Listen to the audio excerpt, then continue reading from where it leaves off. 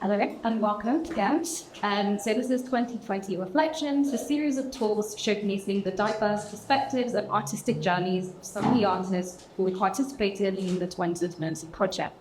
This series is a collaboration between Chelsea Space and UNL's Decolonising Arts Institute.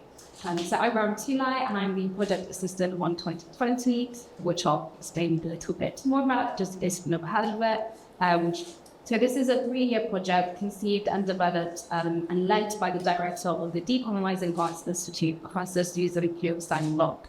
So 2020 aims to catalyze artists' careers and drive change in collections as a response to the social inequalities and racial injustices prevalent within arts and culture sectors. So over 3 years, the project has brought together 20 artists of colour and 20 museums and galleries.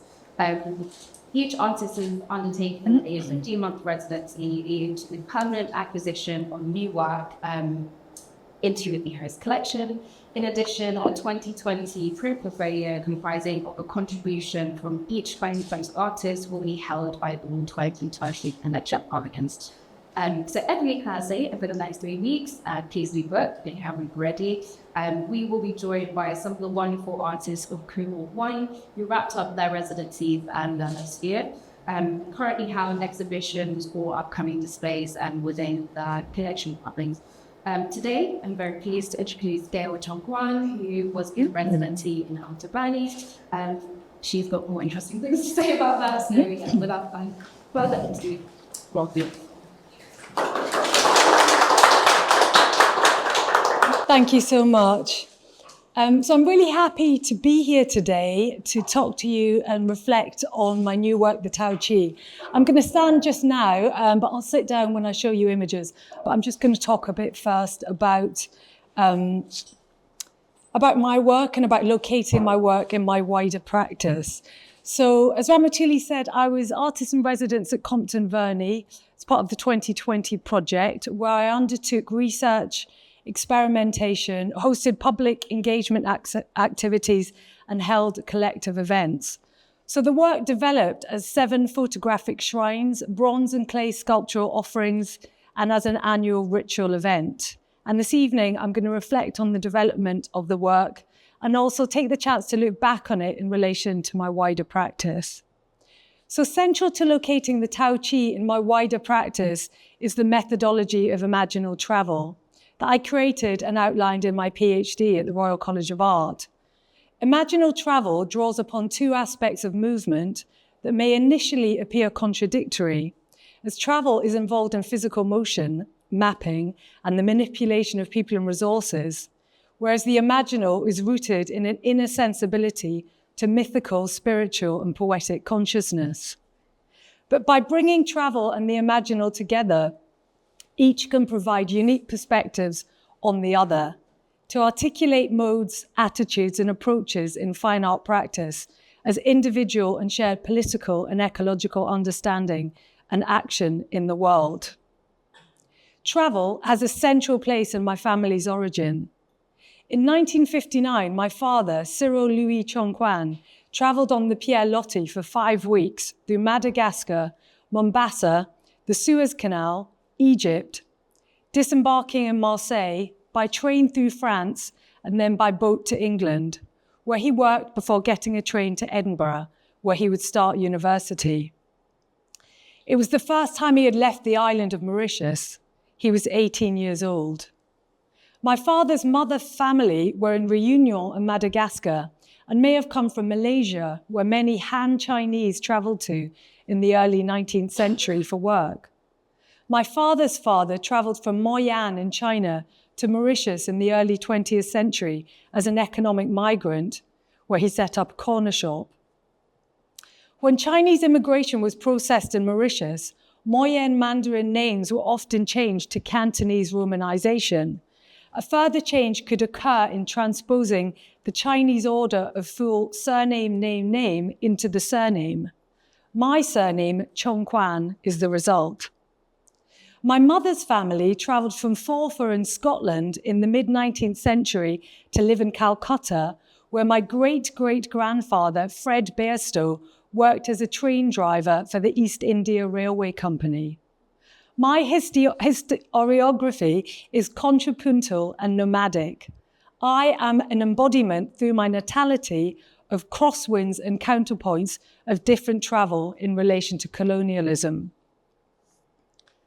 There are political and ecological implications associated with the way in which we move in the world and how travel has been, how it is, and how it could be imaged, imagined, and enacted. Travel is connected with extractive economies and labour, transportation of specimens, seeds, roots, plants, commercial crops and raw materials for imperial interest, knowledge and profit. The notion of travel began as the imaginative construct of other people and places, and tropes of travel can engender a framing in terms of fixing and othering people and places so as to facilitate exploitation and degradation and continue neo-colonial inequalities. Imaginal travel brings travel together with the notion of the imaginal, characterized by fluidity, a blurring of boundaries and flux, a mode that enables psychological, poetic, and spiritual awareness of the primacy of images as being and thinking in the world. It is an attunement to the primacy of images, an engagement between the inner and the outer, the material and spiritual, and the individual and collective. There is a primacy and particularity in images. Our being in common is mediated by images. There are images that cannot be fully put into linguistic descriptions, either because descriptions risk being incomplete or because they may turn into a betrayal of the images. Images appear before language, but they are also at times impossible to translate into words, because language is inadequate to render the ambivalent nature of images. Corbyn, a theologian, philosopher, and professor of Islamic studies, was the first to use the term imaginal in 1958 due to his frustration with the terms imagination and imaginary as being insufficient to accurately translate Arabic and Persian texts about the al-alam al-mithal, the realm that exists between the spiritual and material, and at once intermediate and intermediary world. The concept of the imaginal stretches back to an earlier and broader view of imagination as the faculty to produce images without which there would be no thought at all. Aristotle sees fantasia as transforming isolated and disconnected sensations into a total sensation as images that continue to reverberate in us, as the basis of appetite and propulsion for movement and action. The Latin translations for fantasia as meaning both real images and not real images remained fluid and interchangeable until a pivotal shift occurred in the 18th century, when it was seen as a threat to the project of the Enlightenment and thereby assigned to the newly constituted field of aesthetics. Phantasmata are not phantoms or spectres, they are images without which even our most elementary mental operations would be impossible. Hillman, a psychologist who was the first director of the Jung Institute in Zurich and who founded a movement towards archetypal psychology, viewed the imaginal as the light on the surface of things. He argues that every notion in our mind, every perception of the world and sensation in ourselves goes through a psychic organization, a psychic event as image, and a psychic reality. Images are the essence of thought. A move away from day world style of thinking, literal realities, natural comparisons, contrary opposites, processional steps, can encourage thinking that moves in images, resemblances, correspondences, so that our blind instinctual life may be self-reflected by means of imagining, not after or before events in the closet of introspection, but as an eye or an ear that catches the image of the event while it occurs. For Castoriadis, a Greek-French psychoanalyst and philosopher, the social imagination is the imaginary, the socio-historical and psychic creation of figures, forms, and images. Betici, who writes about the political and imaginal, argues that the imaginal is the capacity to produce images in the most general sense of the term, independently of the fact of whether what they represent exists or not, and as the product of an individual faculty and of a social context, as well as the result of a complex interaction between the two. In my wider art practice, I use a methodology of imaginal travel to explore movement between interiority and exteriority, the material and spiritual, the individual and collective, and the real and not real. I point to propositional attitudes in travel that involve thinking, making, and doing in the world as ritual and immanent acts in collaboration and in contemplation of inner life. And argue that travel can be reconceptualized as movements around us, in us, and through us, as we move and all moves, rather than human agency moving through static landscape or safely framed people and places. My work is rooted in my own visual myopia and ideas of near and far through which to navigate, whilst the viewer is positioned as one element in a cosmology of objects, moments, participants, and experience. In my work, I ask how interventions in museums, galleries, institutions, and the public realm can question and challenge their acquisitions, modes of public participation, and the status of objects and collections and the ecologies in which they sit.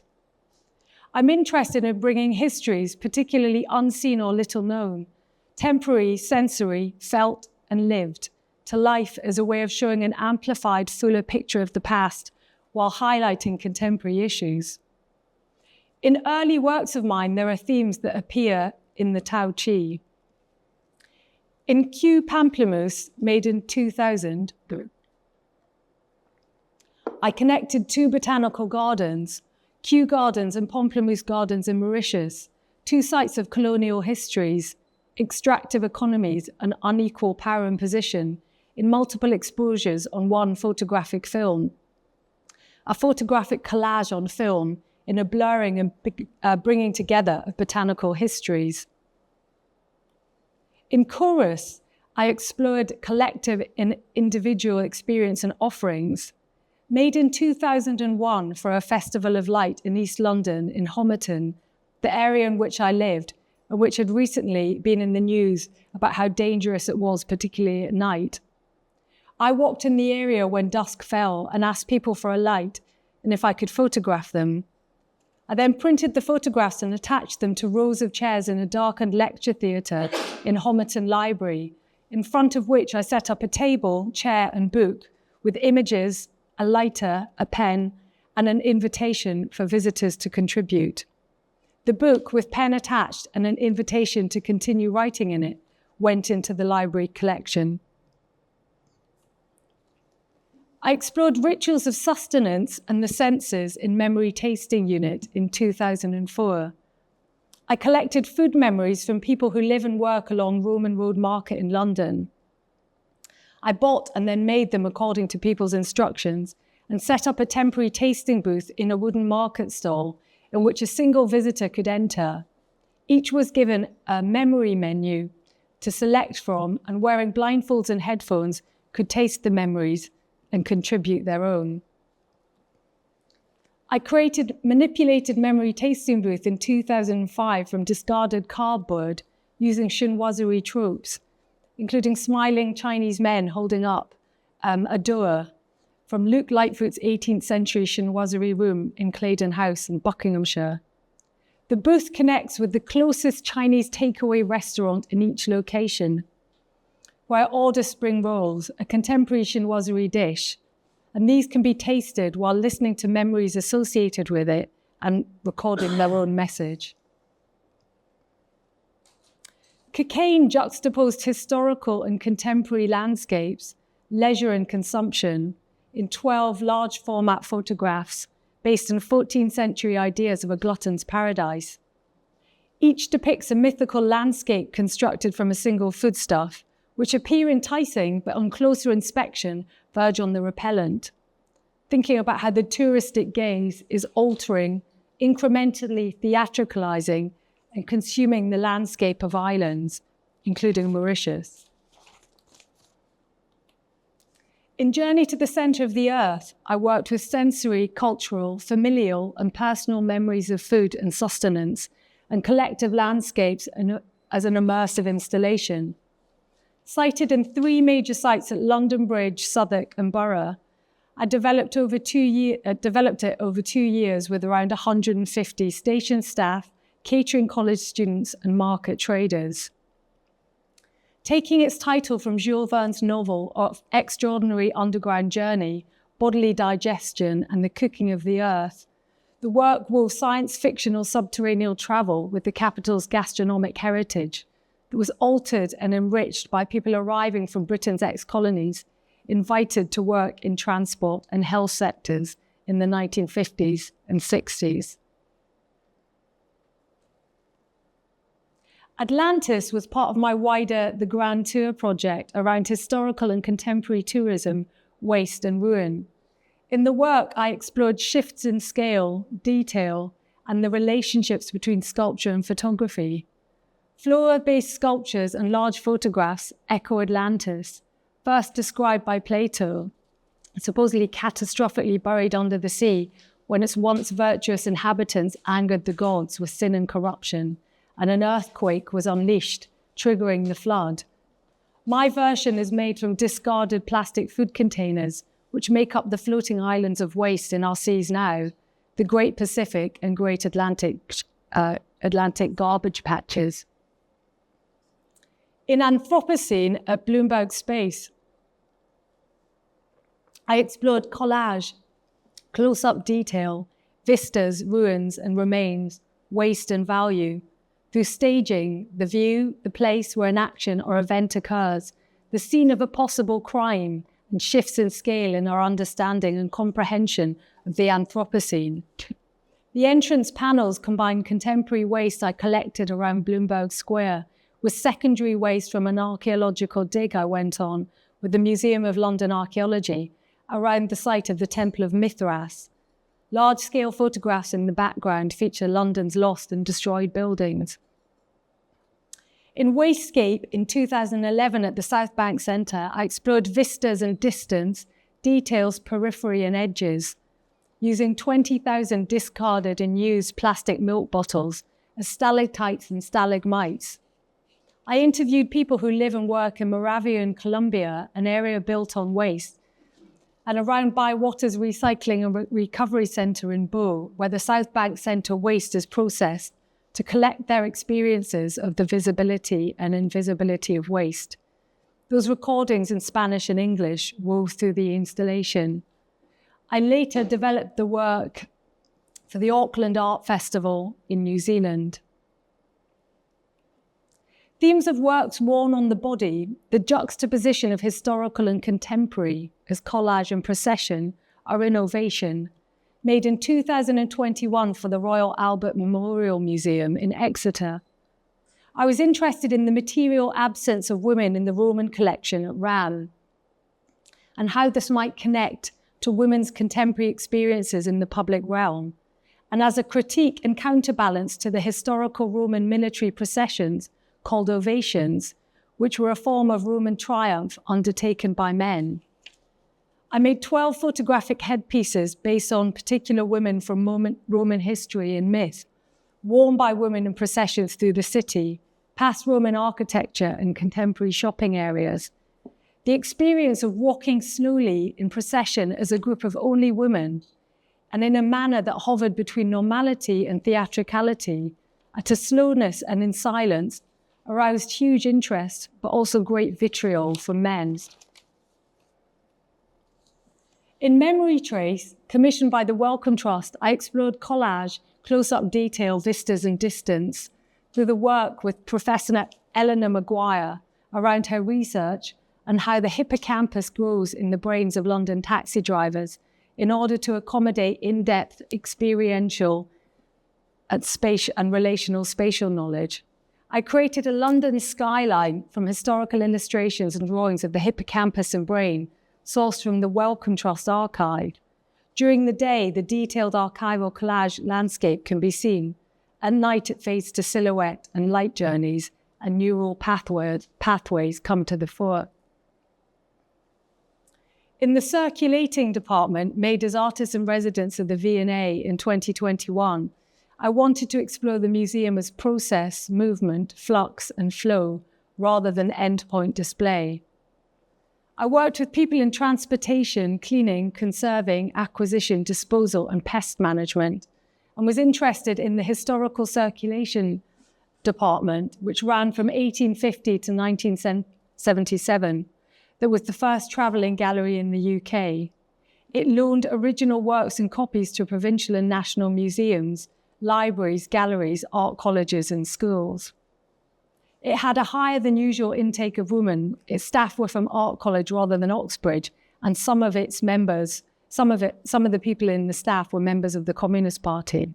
So I took documentary photographs and images of objects in the collection of personal and emotional meaning to staff at the V&A, made headpieces with millinery shapes based on the inserts used to transport the collection objects.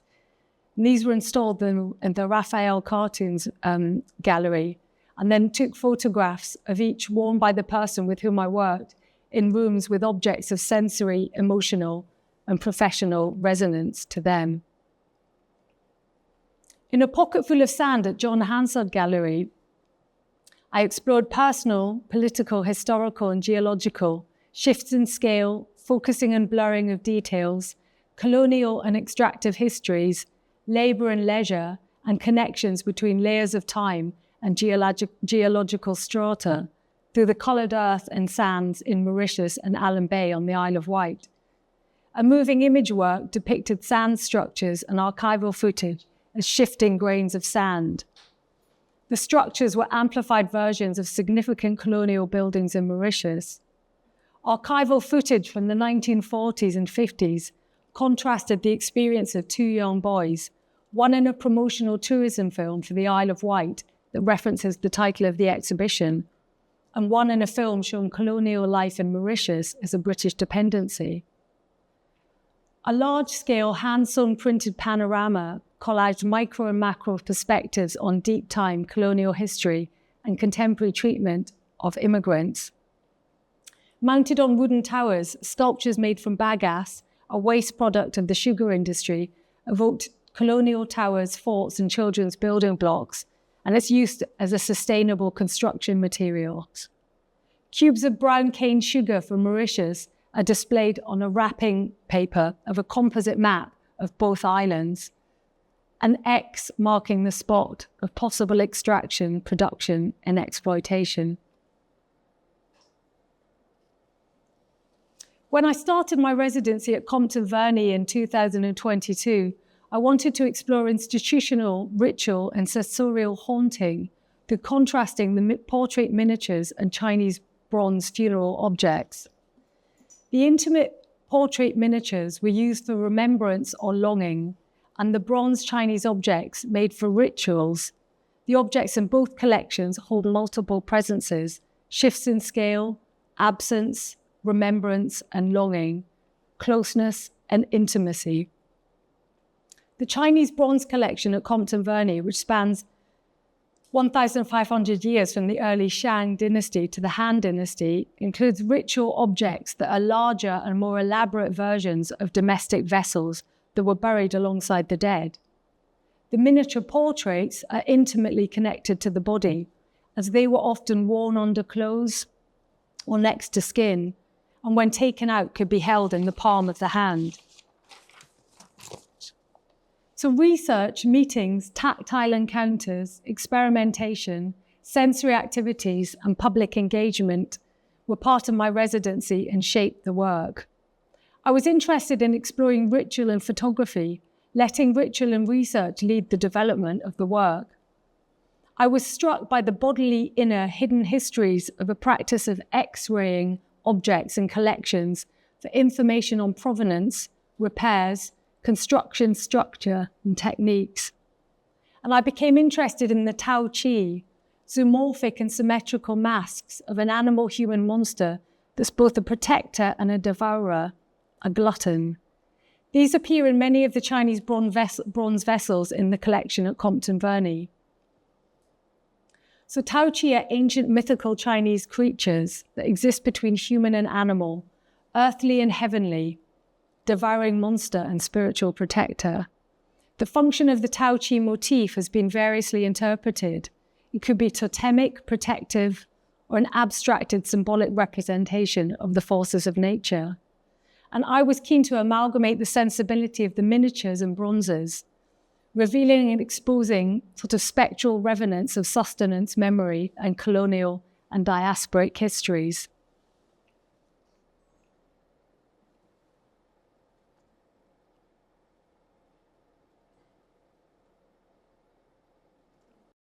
During the residency, I held the Taotie procession, a diasporic ritual event I created that draws on the myth of the Taotie, the ghost festival in medieval China, and fire processions in Scotland, where I grew up. Visitors were invited to make their own Taotie masks, delineated with glow-in-the-dark elements so that they could be seen at night. I asked people to think about those who are no longer with us, those who have passed into other worlds, maybe between states, and to think about them as ancestral presences. I invited them to wear masks, carry a lantern, and walk together, led by drumming, and to make an offering in the fire.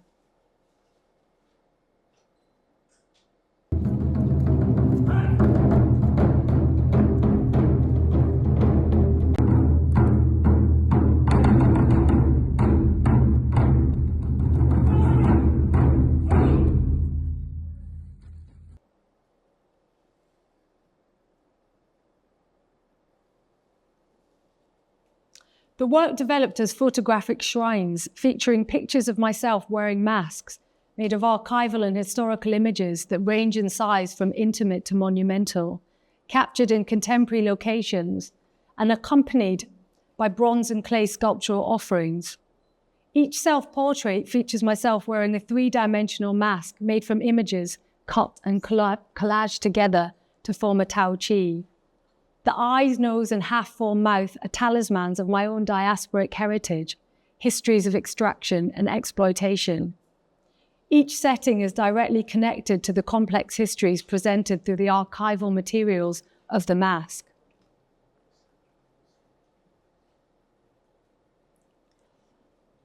In the smallest, Aya's home, the mask can only be held in my hand as it echoes the size of miniature portraits. I stand in front of a house in Hackney that between 1900 and 1921 housed Ayahs, women who worked as nannies, nursemaids, and ladies' maids in British colonies such as India, who were often abandoned after making the long sea voyage. The mask is made from archival images of these women and of the Ayah who looked after my own grandmother when my Scottish family were in Calcutta working on the East India Railway Company. In another work, Chinatown, the mask is larger than my head and is made of documentary images of Chinese and Indian indentured laborers in Mauritius, including images of my family who migrated from China to work on sugar plantations and set up shops. The photograph is taken amidst the bustle of London's Chinatown. The largest mask used in the series features in Foreign Commonwealth and Development Office, which nearly overwhelms me, as I stand outside the FCDO entrance in Westminster. The mask is made of documents that in reality are currently inaccessible, held by the British government. The Migrated Archives are a collection of files from 37 former dependencies, which for many decades were said not to exist. While some have since been shown to the public, many records remain unavailable, believed to contain sensitive information and potentially incriminating evidence regarding colonial administrative policies. Further works delve into the histories of Tate Britain, the Natural History Museum, the British Museum, and the original site of East India House. And in front of the 7 photographic works, I made a series of bronze and clay food vessels and dim sum that refer to my Chinese Mauritian rituals of food and conviviality, the Hungry Ghost Festival, and offerings in Chinese domestic shrines. The bronze and clay sculptures bear impressions of Compton Verney's bronzes. Nathaniel Grant has written an insightful text on the work, part of which I'd like to share with you before I end my talk this evening. He's written, Anthropological depths are plumbed, excavated, and brought to life in Gayle Chong Kwan's 2020 work, The Taotie. The Taotie animates, quite literally, objects which may otherwise have been left as funerary data for the tired eyes of so many passers-by in yet another, yet-to-be decolonized museum setting. Bordering on a type of digital necromancy, the Taotie first invites us to consider that which stares up at us from the hidden depths of the earth by the power of X-ray. Chong Kwan's early research was illuminated by the revealed phosphorescent glow of X-rayed vessels and masks, bronze and clay respectively, which themselves detailed zoomorphic monsters, and in the fully excavated bronzes, creatures which seemed to be trying to pry themselves free of the very vessels artistry had bound them to. Our minds rush to ask the question, what purpose such beautiful chimeras and vessels could serve? Is it the logic of the afterlife that so-called beauty be inverted? That for our lips to touch the cups, spoons and bowls of that which is, properly speaking, the property of the dead, we must consort with demons? Are they objects of prohibition, propitiation or invitation? If there is prohibition in the Taotie, it is contra the easy assumptions archives, collections, catalogues make about a past which is connected to a specific culture, by those of which time or heritage leaves too large a gap not to be interrogated. 20th century archaeology was, and in our own new century is, fraught with the problematics of who finds what, where it is found, and which location objects are finally situated in. The photographs present the artist as a type of conducting rod for the lightning inspiration these locations provide as they wear photographic collage masks in situ, varying in size, bursting and boiling with images detailing a kaleidoscope of diasporic places, things, persons and objects. It is during our apprehension of the series of artist-featured photographs that we realize integral links between the masks and the way in which they navigate the artist's own complex diasporic and cultural familial identities. The artist has in fact become part of the Taotie. Such energy and significance as may attach themselves to ancient ancestral objects contemplated intellectually also appeals to the viewer's senses when seen in the flesh and blood, ritual activity which the placing of an object, artist and photo allows for in the Taotie. Having touched on the potential for such objects as the Taotie to make us ask ourselves whether they are objects of prohibition, to be treated with venerable awe, propitiation as objects which, along with the artist's mass photos, make us confront and digest the mournful anger produced by colonial's legacy, it is in the introduction of ritual that we are stimulated by that third aspect of a schema, an invitation. The Taotie in photographs, in models, via masks, in shrine simulacra, and in ritual provision, intimates these deep truths in a way in which we feel that we are not merely haunted by archival material from the dry and academic past, but conversely, that it is we who are doing the haunting. It is we who engage the Taotie or become such ourselves, ever hungry, as we suppose them to be, for the decolonization of the academy, museum and arts, terrible and beautiful in our own unique ways. And to end, this Sunday, the 30th of June, will be the first annual vocal ritual as part of the work, bringing sound, movement, ritual and presence into the institutional setting.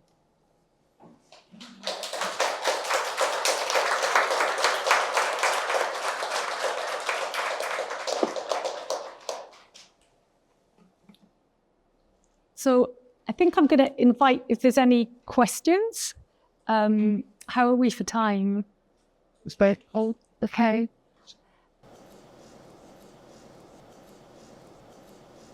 I have a question, but you partially already responded to it in the final few sentences.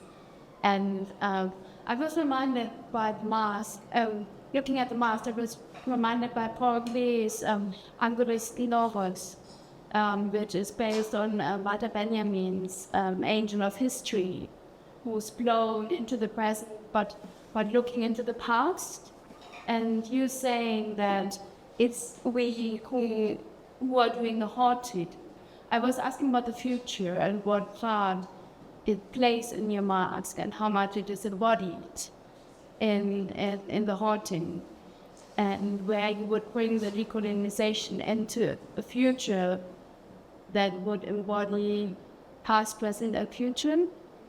I think it's one of the things I've felt, and I was trying to outline in thinking about the methodology of imaginal travel that I've defined, which is a way of, is that perhaps separating things so clearly into the past, the present, and the future, particularly in relation to familial or kind of sensory rituals, I guess the seepages that I'm feeling, and that I'm sort of playing with in a diasporic sense as well.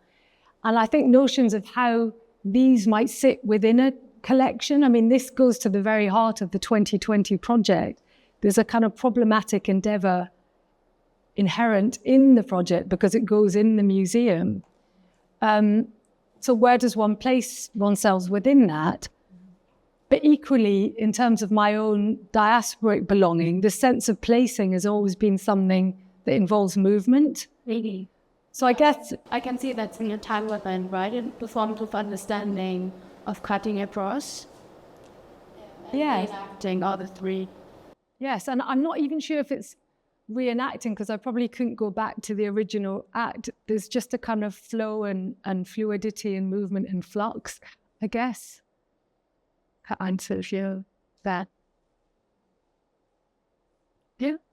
But when shamelessly biased the originals of the process with Gayle and beginning the residency project, but linking back to the Chinese selection at Compton Verney, how did you reconcile the absence or the absences in how the Chinese election was brought to Compton Verney? So Compton Verney is a very specific collection that was collected by a single individual, and they're working very hard to get all the documentation and the provenance in place. But there are lots of gaps and absences there, and I'm quite interested in how to approach this. So I had a really interesting discussion with an academic, Anne Kahine, from Cambridge University around these gaps. And it was a really, again, it felt this kind of shifting sands where a collection had been, it's a very unusual collection in that it was kind of gathered in one moment, and it drew upon particular expertise at the time, which was quite partial, that, you know, issues of provenance perhaps weren't so clear.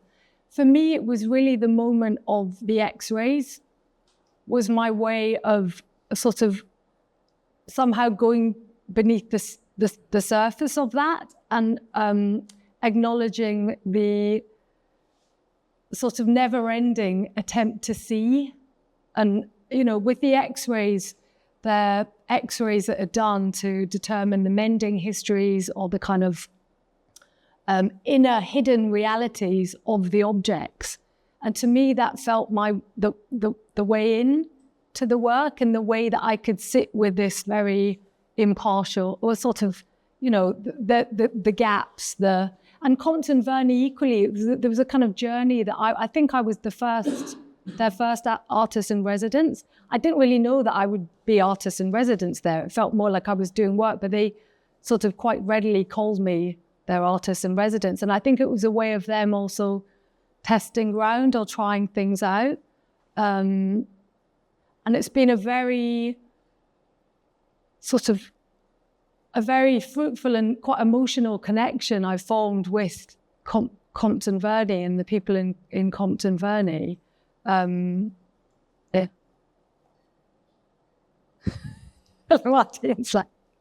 So in the first ritual performance, which will happen on Sunday, so there's an annual ritual of some kind of vocal or bodily singing or noise that will happen every year with the work.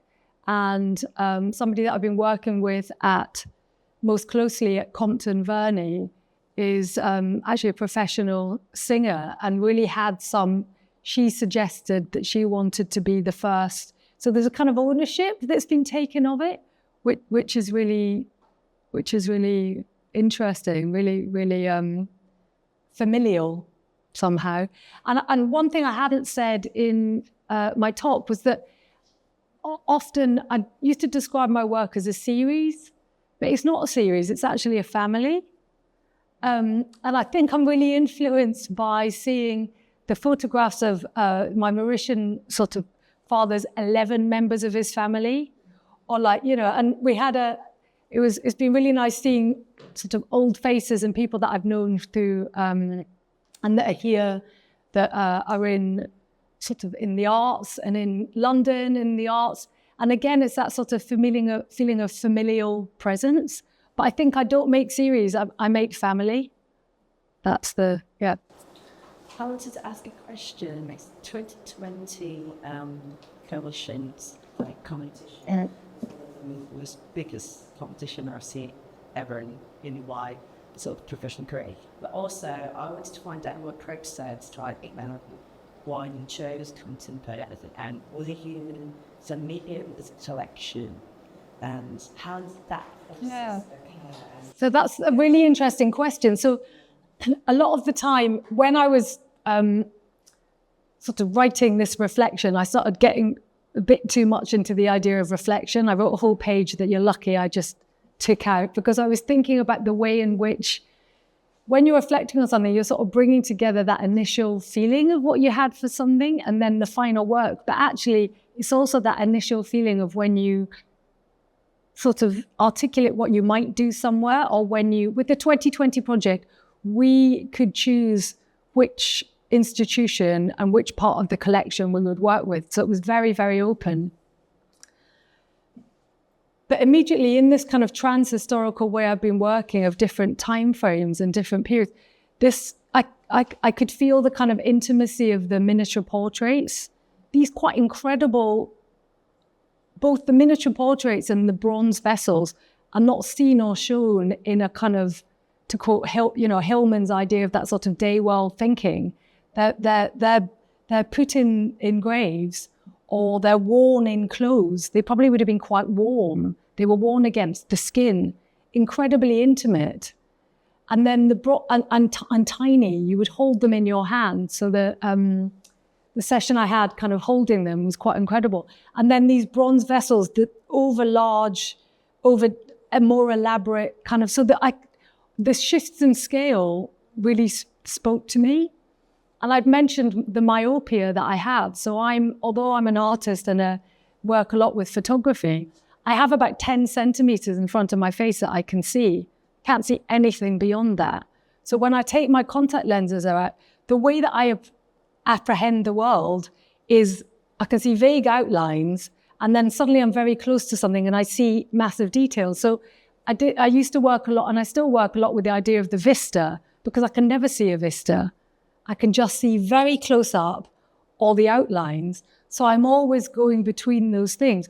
So with Compton Verney, I'd never been to Compton Verney, but it was the collection spoke to me, and these two quite seemingly disparate things. And I didn't know what was going to come from it, but I could feel them. I wanted to touch one of them and hold the other. But did you have access to that before you made your proposing it? Because it's a really long proposal. I didn't go and visit, but I looked. There was enough in the collection, and I actually heard, I think it might have been Hannah speaking. Somebody from Compton Verney spoke about it, and I felt like they had I think in the description, she said, oh, it'd be great if somebody could do something with the miniature portraits. And I thought, oh, I can. And then I started thinking of how I would do because they felt like these quite, they're quite unloved in some sense. They were often painted by women, not valued as high art particularly, made the artist quite wealthy. They were pretty illicit, really. You'd be carrying your lover's eye next to your skin. That would be the kind of, they just really spoke to me. The idea of photographs next to the body, I was like, oh, I love that. And I don't know if that answers. Yeah. Yeah. I'm so interested in your instincts of approach, and just listening to the talk, thinking how you must process as much as the ways to information that takes you for each project, and that somehow the instinct to process that you've got through a methodology, you separate historical account from an emotional response to history. So, for example, if you take the Heroes of Praise, it says we're now very problematic, never again. What that means today is very different. It's so the time that it's created, and the substance of stuff is so problematic, powerful, fascinating. With the idea of First Nations and way old history. But I just wanted to ask you, how do you begin? So that's such a good question. And actually, I think you can approach it as, speaking earlier about the idea of care with wonderful Stephen Bold from Film and Video Umbrella. And actually that work is a really good way of thinking about, so the work that I did, A Pocket Full of Sand, it was really feeling through, and I was started looking through archival footage, the BFI, the Isle of Wight of Mauritius. And I think really I responded to seeing two boys of the age of my son in completely different situations. One in Mauritius, barefoot, cutting the sugarcane, clearly an indentured labourer, really, and at the less than 10 years gap, a child in a promotional sort of tourism film on the Isle of Wight. So I think, because my first degree was actually in post-colonial sub-Saharan African politics, and you can't approach things from above. You can approach them as a mum, you can approach them as you can approach them from those things, and then they become rooted in, it's quite strange that I felt quite, when I was in the by the Ayers house home in Hackney, because my grandmother had grown up talking about her Aya, and I thought Aya was a name when I was little, because she loved her Aya so much. And then sort of understanding, my mum's family was one particular side of the colonial club. My dad's, but not even clearly, they were then this complex Scotland, England, Mauritius, China, it's just very complex and very, so I think you can only really approach it from being a mum, from being somebody who loves food, from being somebody who likes illicit, I don't know, that's the only, but it's like a visceral response. But I do find, it is I do have to overwhelm myself in the historical thing. So at the moment I'm doing a project, starting a work for the Science Gallery around Bazalgette sewers. And the sort of, you just get lost in but it's part of the process of doing it. But in the historical data, I think I'm almost looking for sort of prose and moments. And so I find sort of historical documents really, really emotive and exciting.